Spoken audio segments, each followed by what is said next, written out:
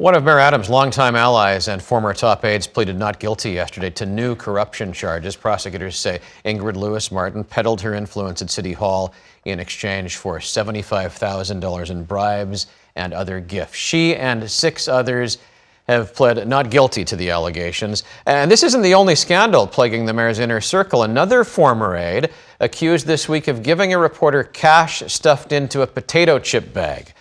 The mayor has denied any wrongdoing himself, but this has become an opportunity for his challengers to accuse him of bad judgment, and that's just what they were doing yesterday. This makes it a mockery. It plays to the worst impression that you could have. He surrounds himself with cronies who are corrupt. This will probably finally end any hopes he has for re-election. So that was the perspective from Sliwa and Cuomo. Democratic nominee Zohran Mamdani joins me in the studio this morning to talk about that and more. Good morning. Thank you for coming in. Thank you for having me. It's a pleasure. We've been talking a lot of tennis this week. In tennis, they would say that from the Adams administration, these are unforced errors that have landed in the mayor's lap late in this election campaign.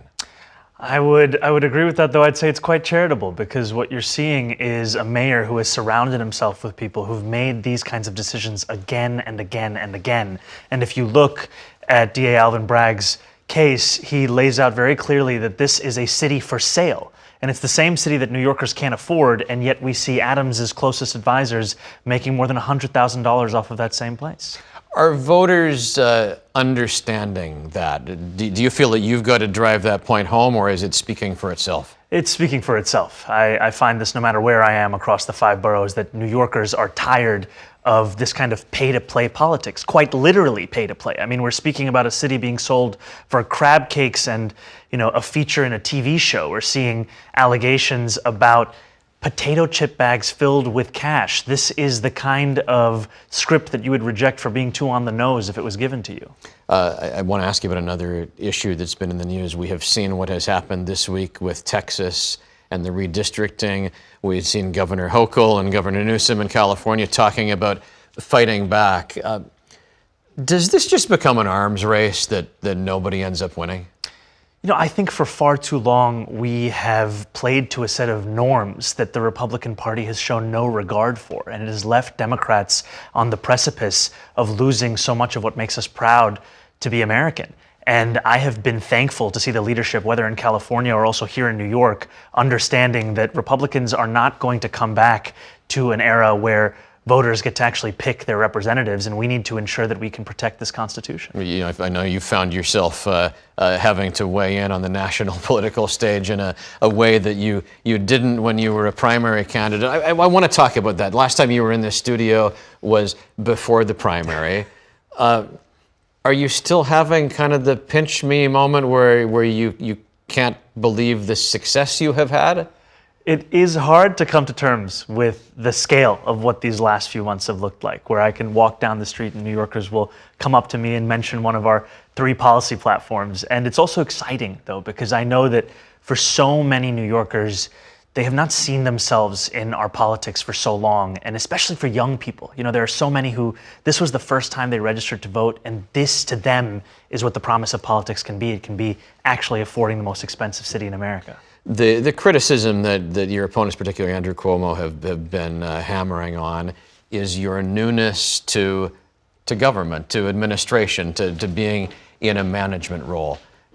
Tell me what you have been doing in these last few months to get ready for that, the meetings you've been taking and trying to pivot into a situation where you could find yourself running this massive enterprise that's the government of the city of New York. Well, it is true that I'm new to so much of what has defined our government for so long. I mean, we just began this conversation speaking about what government means for many New Yorkers today. It's allegations of corruption that border on the ludicrous. And we know that's not just specific to Eric Adams. We've also seen that in Albany under Governor Cuomo's leadership in the time that he was leading the state. And so in these last weeks and months since the primary win where we won by 13 points, I've been meeting with deputy mayors, with former commissioners, with New Yorkers who've helped to lead our city government through all different kinds of leadership. and making it clear how we deliver the affordable city that New Yorkers deserve. Right, but some of that's about campaigning, and in terms of if you end up being elected, what do you do to get up to speed on the action of being a top executive? Is it the people you surround yourself with? Do you think you have those qualifications? You have to build a team of the best and the brightest. They have to be characterized by excellence and a track record. It's absolutely, as you say, the people you surround yourself with. Are you prepared to not be the smartest guy in the room on a particular issue? You have to be. And I think too often there has been a lack of humility in our leadership. I know that as the mayor of this city, the buck stops with me. And I also know I have to surround myself with people who are not the quickest to say yes, but the ones who've actually shown a track record. And that means also people that you disagree with sometimes. Certainly affordability has been a successful theme for you. There is much more to running the city than just talking about affordability, and often the reality is that the mayor doesn't have control over the reasons that things are unaffordable. What are the other things we're going to be hearing more from you about as we get closer to the election in terms of policy? You know, one of the key things is how we allow small businesses to flourish in the city. Just yesterday, I was walking with a number of my colleagues in the State Assembly through Harlem, going to a number of barbershops and hearing about how city government processes that require a New Yorker to fill out 24 forms, go through 7 agencies, attend 12 different in-person activities to set up a barbershop are suffocating small business enterprise. And but that sounds like the right side of politics talking. The left side has put in a lot of these regulations that they're complaining about. Well, I think we've allowed the right wing to take on the language of efficiency and fraud and waste, when actually, as progressives, that should be at the core of our politics. We cannot claim to care for working people and then not deliver them the very politics that would actually give them the life they deserve. How do you calibrate for that middle ground? Well, I don't think that there's anything left about having someone fill 24 forms out. No, I agree with you. It's outrageous the amount of red tape there is, but some of it has come from the city council and the state government. And I think that's where this is an opportunity for new leadership in City Hall, as opposed to the mayor that we have right now. And that's why we've said we would cut fines and fees by 50%. We would look to what they did in Pennsylvania, where they took 8-week processes, made them into a couple days. We can do the same thing, and we're going to start by having a mom and pop czar. You have very clearly made yourself a pro-transit guy. Yes. There are a lot of New Yorkers, if you look to parts of Staten Island, if you look to parts of Eastern Queens, they don't have good transit service. They are attached to their cars.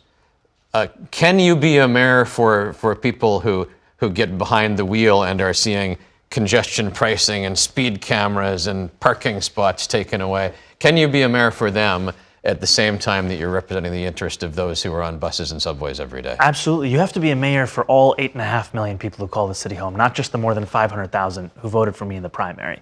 And look, let's talk about free buses. This is one of my hallmark proposals. It's not just to benefit bus riders, the more than 1 million New Yorkers who take that bus every day. If you have free buses, drivers would save $55 million in time that they would otherwise have spent on the road. And what we see is, as you said, there's some New Yorkers who are driving a car because the public transit they have access to is not reliable.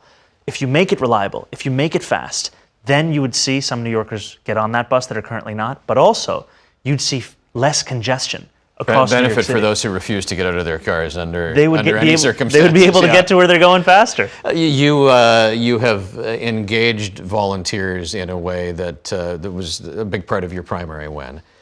You're doing something this weekend that is part volunteer engagement and part scavenger hunt. Yes, what's planned? Well, I'm very excited to be here to announce that New Yorkers should clear their calendars on Sunday. They should grab a friend or two, because we are having our campaign's first ever summer scavenger hunt.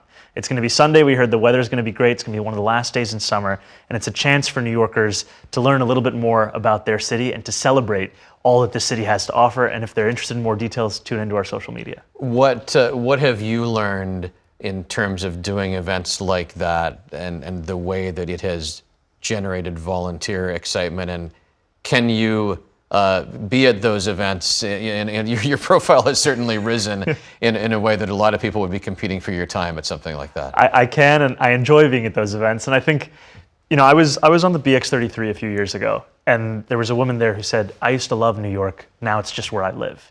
And part of my hope in running this campaign and becoming the next mayor of this city is to bring that love back to how New Yorkers see their city. And part of it is enjoying the city for what it is, and this event is part of that. The summer is wrapping up. We're going to be getting into this campaign in earnest, if that hasn't happened already, in September. Good to have you in this morning. Thank you. Thank you so much. Thanks for watching our YouTube channel. For more stories in your communities, click the subscribe button right here. You can also download our app or watch us on TV for the latest news and weather updates every 10 minutes and more. We'll see you then.